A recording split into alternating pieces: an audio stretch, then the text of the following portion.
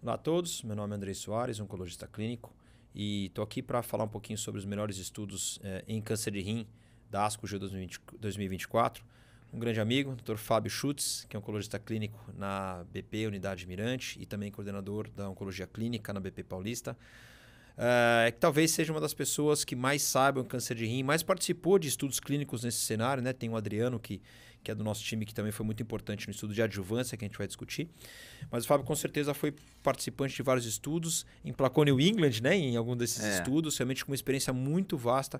Diria que o Fábio sabe muito de urologia, mas eu não sei, eu olho para você e falo, o Fábio é o cara do rim, né? Eu não sei se você também acha que rim é a tua especialidade que você mais gosta. Obrigado por estar aqui com a gente. Eu diria que sim. Primeiro, obrigado pela oportunidade de estar aqui. Acho que é um prazer. E acho que a Bio vem fazendo um excelente trabalho de cobertura e tudo mais. Então, obrigado pelo convite aqui.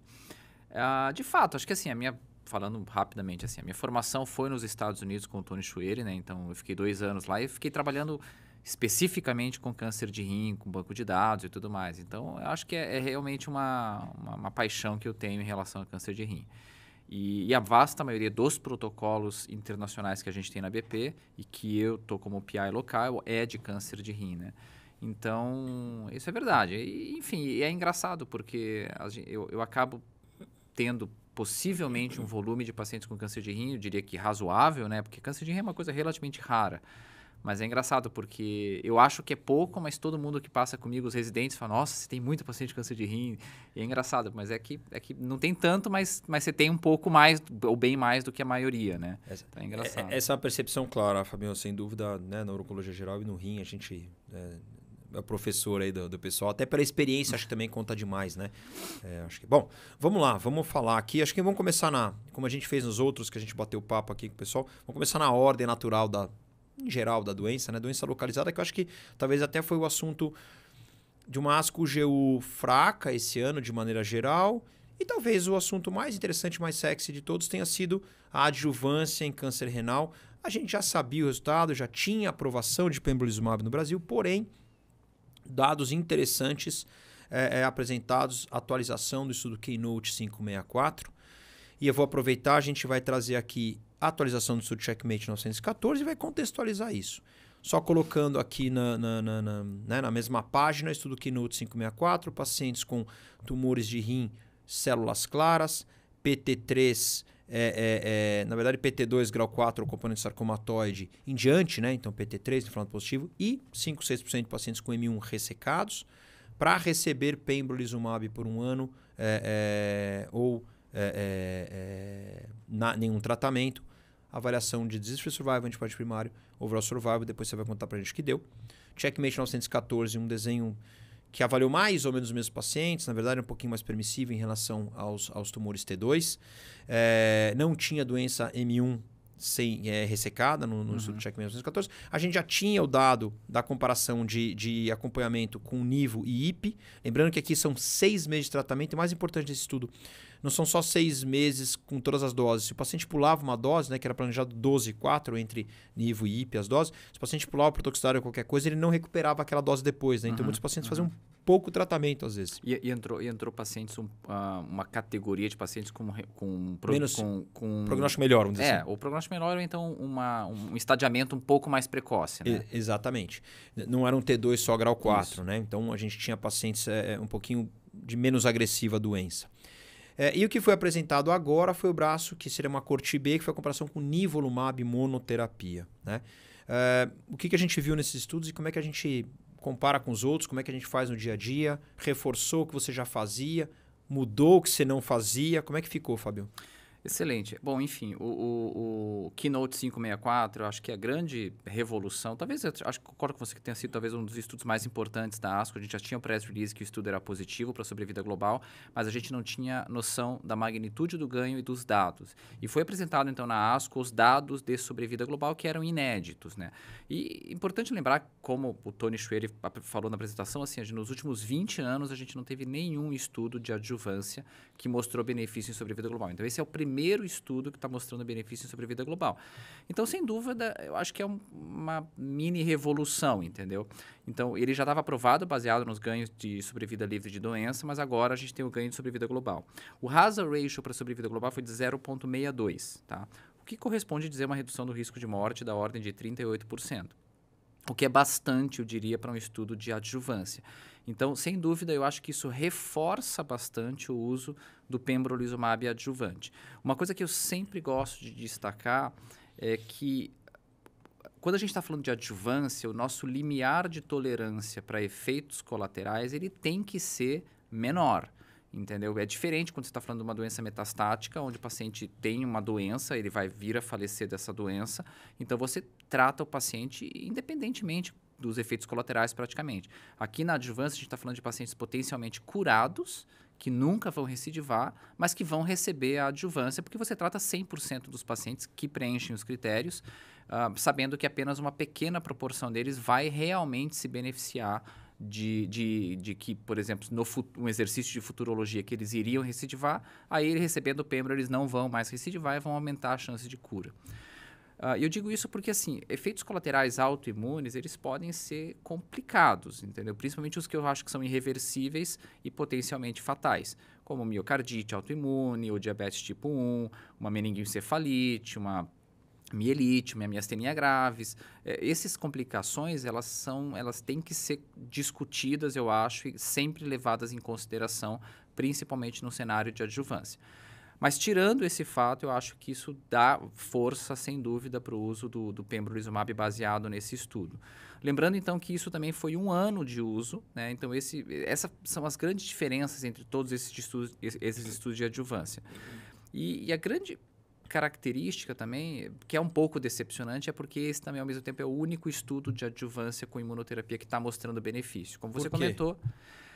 Então, eu acho que a gente pode achar, eu acho que várias justificativas, tá? Como eu comentei, vamos lá.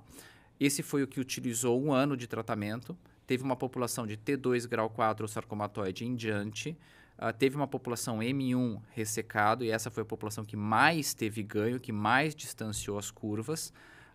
Então, esses são alguns pontos. Não necessariamente na sobrevida global, né? Não, é que talvez aí o N é pequeno, enfim, assim por diante. Mas lembrando que o 914, que foi apresentado agora, ele incluiu pacientes um pouco mais precoce, um estágio mais precoce do que T2 grau 4, ou T2 risco, componente sarcomatoide ou necrose, componente sarcomatoide, perdão.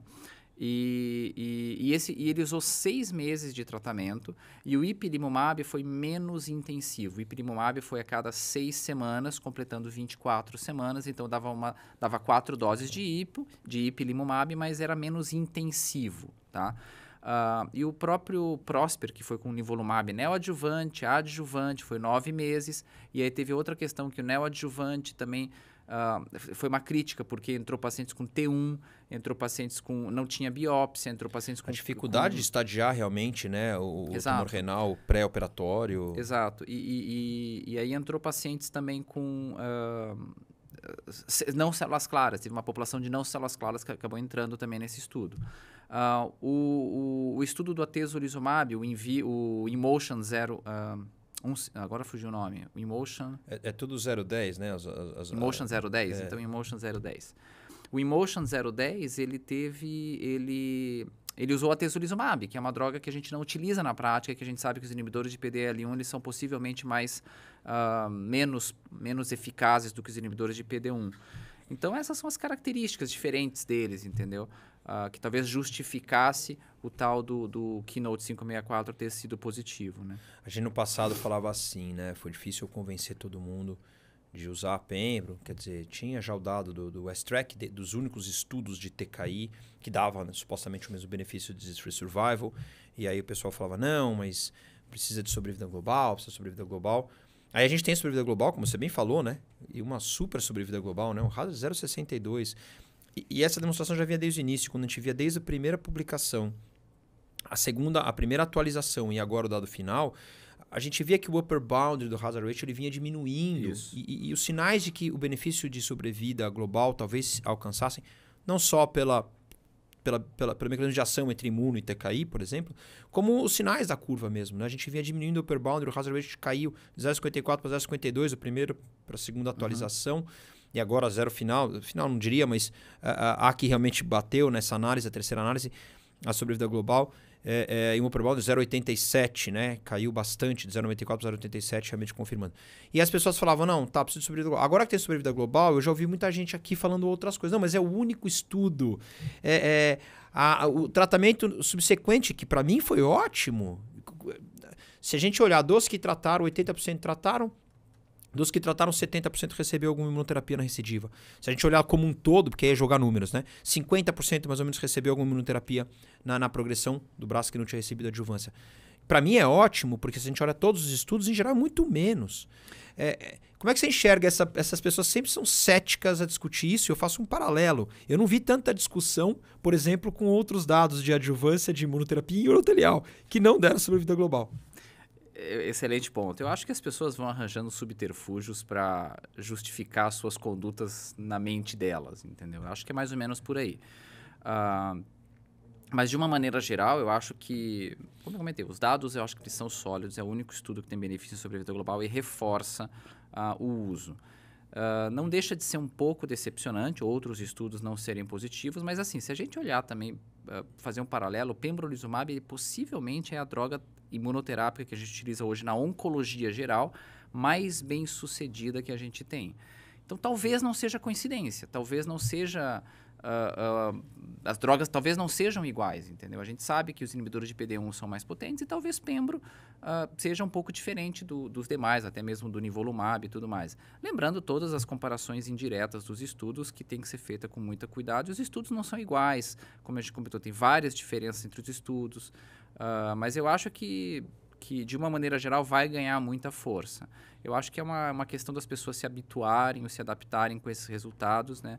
E a publicação do 564 de sobrevida global também ainda não veio, deve estar sendo feita, não sei aonde vai ser publicada, mas é isso, né? Também se discutia antes, né, aquele aspecto, aquele T2, grau 4, eu não vou fazer, ou aquele T3zinho, né, claro que tem a diferença do T3zinho se é uma gordura pernefrética ou se é seio renal, né, que a gente sabe que o prognóstico é muito pior do seio renal. Então, assim, ficava aquela dúvida, as pessoas discutiam, o T2 eu não vou fazer, do achismo. O T3 pequenininho não vou fazer, então diferente do linfonodo positivo, o M1 ressecado. E o que a gente vê é que 85% dos pacientes, na verdade, são doença intermediária alto risco. É o tal do T2 e o T3, né? E o grande benefício, talvez também pelo número, né, dos pacientes, como você bem colocou, é muito pequeno o número de M1-ND, 5,5%, 6%, e mesmo de alto risco, não é tão grande. É muito robusto o dado nessa população de sobrevida global. Existe ainda um T2 eu não vou fazer, um T3zinho, ou não? Para todo mundo no estudo tem que fazer adjuvância, ou ser discutido? Não, eu acho que essa é uma excelente pergunta e eu sempre favoreço a gente utilizar. Eu acho que rim, eu não sei se você tem essa noção, mas eu acho que é uma doença um pouco traiçoeira, entendeu? Eu tenho vários pacientes, vou dizer, alguns pacientes que são T1, grau 3 e que 6 meses depois vêm com metástase.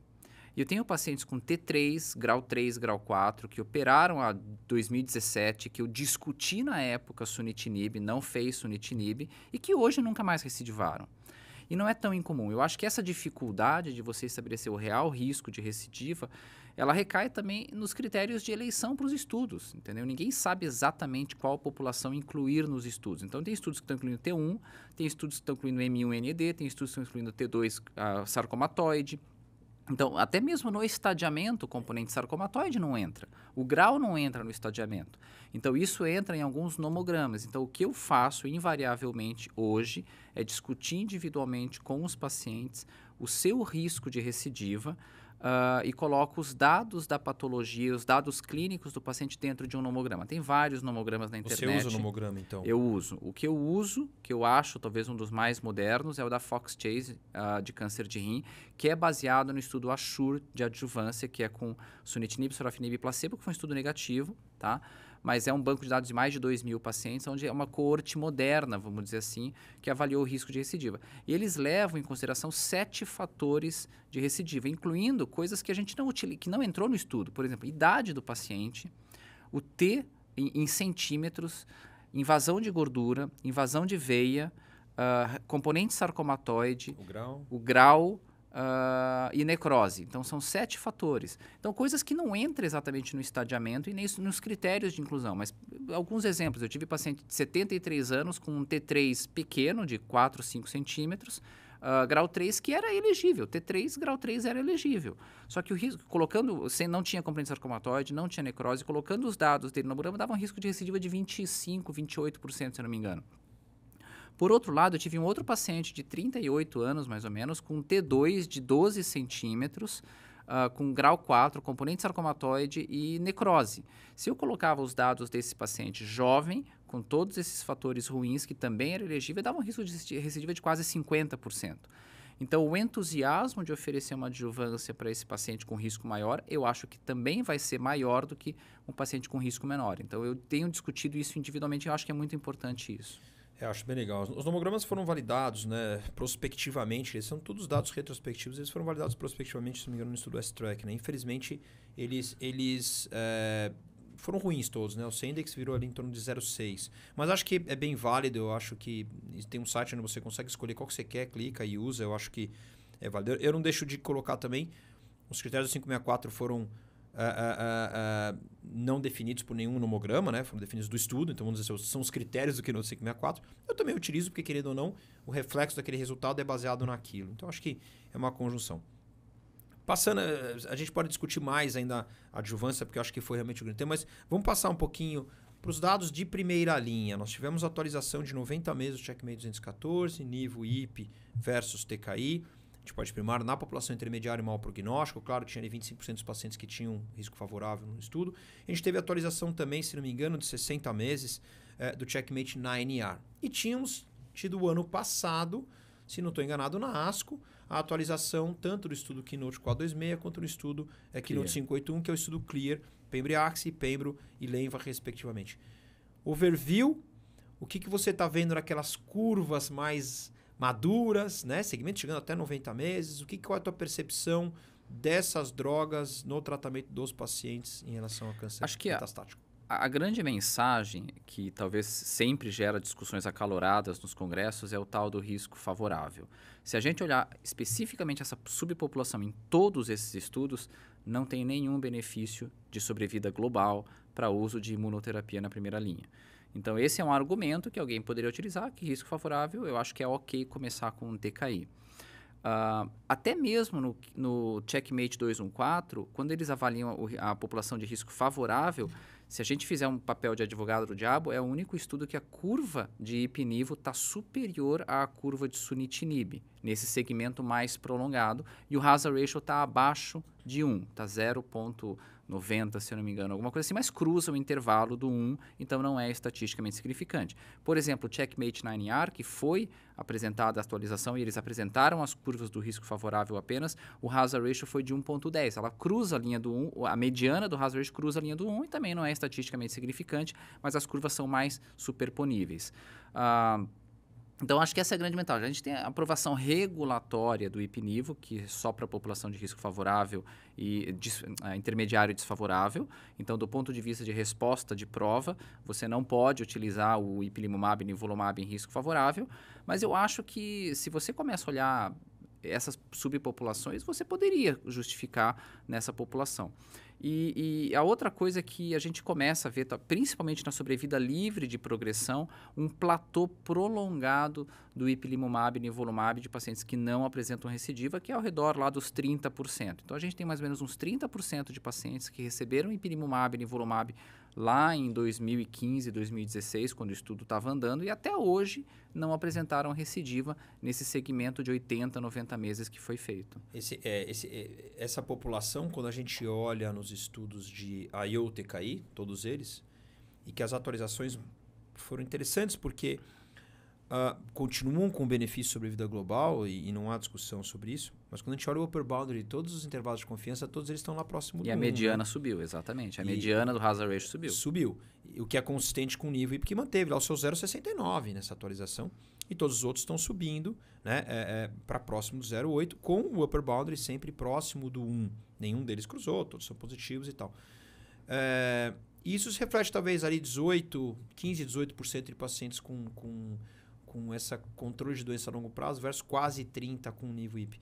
Você acha que isso é algo que eventualmente define que nível IP tem que ser o tratamento? Não? As combinações de AIO TKI tem que ser? São diferentes? Tem paciente para todos os tratamentos ou tem tratamento para todos os pacientes? Como é que a gente pode definir Eu adoraria ter resposta para todas essas perguntas. Eu acho que assim, a grande resposta política que você pode dar, a gente precisaria de biomarcadores, a gente não tem biomarcadores. Não quero resposta política. Porque quem vai ouvir, às vezes está lá no consultório, não tem o biomarcador e não está fazendo ciência, está fazendo clínica. Mas eu queria dizer assim, por exemplo, desenhos diferentes. O Checkmate 214 é o único estudo que até hoje continua coletando dados dos pacientes e continua fazendo exames de imagem de segmento dos pacientes. Eu tenho pacientes que foram incluídos no 214, que estão em resposta completa e até hoje eles vêm lá de 6 em 6 meses fazendo imagem e ele está em resposta completa desde 2016. Tá? Por outro lado, os estudos CLEAR, se eu não me engano, por desenho do estudo, todos eles também pararam a imunoterapia em 2 anos. Então, talvez essa é uma outra característica diferente dos estudos. O Checkmate 214 permitiu o tratamento com imunoterapia por prazo indeterminado. Eu não vou saber dizer, não tenho nenhum paciente recebendo imunoterapia dentro do 214. Eu tenho pacientes com nivolumab que não quiseram interromper por 4, 5, 6 anos recebendo nivolumab na manutenção. Mas, por outro lado, todos os outros estudos, o Checkmate 9ER, o CLEAR, eles interromperam com 2 anos, ou era recomendado interromper com 2 anos de segmento. E mais do que isso, eles também eles estão interrompendo o segmento dos pacientes. Então, isso até pode ser um pouco decepcionante, porque seria legal a gente ver com segmento igual do Checkmate 214, com 80, 90 meses de segmento mediano, ver como que vai ficar o platô dessa curva lá para frente. Mas eu tenho receio de que, eventualmente, a gente não vai ter mais tantas atualizações desses estudos como a gente está tendo do 214. Esse ponto é importante, né? O censoring dos pacientes faz muita diferença, né? O acompanhamento dos pacientes faz. Claro que quem chega aos 2 anos, em geral, é aquele paciente que tem uma resposta boa, né? Ou resposta completa, ou pelo menos uma resposta parcial. Poucos são os pacientes que têm doença estável que chega. Eu entendo que parar tem todo o apelo financeiro, eventual até toxicidade, se bem que o TKI é muito pior do que as imunos em geral, né? De toxicidade, mas... Como você falou, quando você tem uma imunomediada grave, 25% a gente sabe que permanece, né, depois. Mas, de qualquer maneira, para-se. Mas a gente vê que esses pacientes progridem. Existe sempre uma tentativa de, eles respondem ou não à imunoterapia. Mas trazendo isso de novo para quem está lá no consultório, como você lida com o paciente que fez aí ou TKI, chegou aos 2 anos, se teve resposta objetiva, você para. Se tem doença estável, você não para, ou você para todos. E para o paciente com nível IP, que chegou aos 2 anos também, muda o tipo de resposta? Você parar? Você discute parar nível também? Porque o desenho de estudo não para. Eu sei, eu discuto. Principalmente resposta completa. Tá? Eu discuto parar. É uma minoria dos pacientes que vai chegar nisso daí, né? Vamos dizer lá, talvez sendo otimista, 30% dos pacientes. Não, 30% dos pacientes é uma minoria de qualquer forma, né? Então, é uma minoria dos pacientes que talvez vai atingir grandes respostas e vão ficar em respostas prolongadas de mais longo prazo. Infelizmente, alguns pacientes acabam progredindo no meio do caminho. O que a gente vê, por exemplo, eu tenho um paciente especificamente agora, assim, que está fazendo... ele fez ipinivo, ficou com nivo, teve uma resposta excelente no pulmão, resposta completa, progrediu no cérebro com um pontinho. E é só no cérebro. Então, o que eu estou fazendo? Radiocirurgia e mantenho o nivo, entendeu? É difícil você, por exemplo, para esse paciente, eu vou considerar que é uma falha, ele tinha bastante doença no pulmão, respondeu no pulmão e progrediu só no cérebro. Novamente, eu acho que aí entra um pouco naquelas searas de doença oligoprogressiva e assim por diante. Mas, via de regra, respostas completas, de fato, sem outras progressões, eu tento discutir, interromper com 2 anos. Independente do combo que você está fazendo. Independente do combo. Resposta parcial? Depende da resposta parcial. Se uma resposta parcial quase completa, ficou aquela cicatriz, aquele linfonodo que você não sabe dizer se tem doença ou não tem doença, ou tem o primário no rim, ou tem lesão óssea que fica aquele buraco no osso que você não consegue dizer a resposta completa também, mas ele está com a doença absolutamente controlada, sim. Se eu vejo que tem lesão capitante, com cística, componente necrótico, pulmão, fígado, aí eu tento não parar. Bom, doença estável é muito raro, provavelmente não para, né? Não para. Doença estável não para. Legal. Fabinho, algum take-home message para a gente finalizar? Não, eu acho que assim, a gente falou bastante da adjuvância, acho que o principal take-home message, quando a gente está falando, é a adjuvância com pembrolizumab. Quando a gente está falando de doença metastática, a sensação que eu tenho é que a gente está sempre discutindo a mesma coisa em todos os congressos. Ipinivo ou IO versus IO-TKI. E aí essa discussão, a impressão que dá é que são acaloradas e não tem fim. Mas eu acho que o take-home message é, acho que, considerar o pembrolizumab adjuvante, baseado no Keynote 564, tentar um pouco individualizar, de acordo com os nomogramas, utilize o que você está mais acostumado, tem vários na internet, e discutir os riscos de eventos adversos imunomediados, porque um evento adverso imunomediado, todos nós talvez já tivemos isso, né? Que é irreversível. Eu tenho paciente com nefrite intersticial em hemodiálise em resposta completa pós-ipinivo. Ou seja, o cara está em resposta completa, mas tem diálise, hemodiálise 3 vezes por semana. Isso num cenário metastático digamos que é mais aceitável. Num cenário adjuvante é bem complicado. Eu achei que você ia falar do LightSpark. Você tem 1 minuto para falar do LightSpark. LightSpark 005, Belzutifan versus everolimus. Esse é um estudo que foi feito na 3ª, 4ª linha de tratamento de doença metastática. Primeiro estudo com inibidor de HIF-2α. Benefício em sobrevida livre de progressão, já apresentado na ESMO do ano passado, agora apresentado qualidade de vida desse estudo. Benefício em qualidade de vida, vários scores de qualidade de vida em benefício do Belzutifan. A gente ainda não tem benefício em sobrevida global, mas eu acredito na droga, a gente participou dos estudos, participa dos estudos ainda.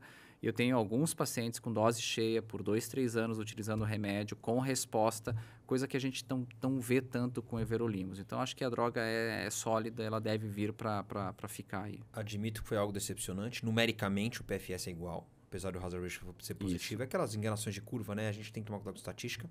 Mas acredito que, na verdade, a droga é muito boa por ser fácil o manejo. E eu acho que ela vai ser muito melhor quando ela está sendo agora testada nos cenários mais precoces. Concordo. Tanto na adjuvância quanto em primeira linha, eu acho que ela vai ter um papel cenários bem melhor. precoces, acho que eu acredito mais também. E biomarcador, né? Talvez precisava ter biomarcador. Como é uma droga nova, vamos ver o que os estudos vão apresentar de biomarcador. Eu não tenho dúvida que eles têm vários dados de biomarcadores de patologia, sangue, DNA, que pode ser avaliado no futuro. Legal. Fabinho, obrigado. A gente podia ficar aqui muito tempo. Já ficamos mais do que deveríamos. Obrigado pela participação. Conto com você na próxima. Obrigado. É um prazer estar aí. Obrigado, André.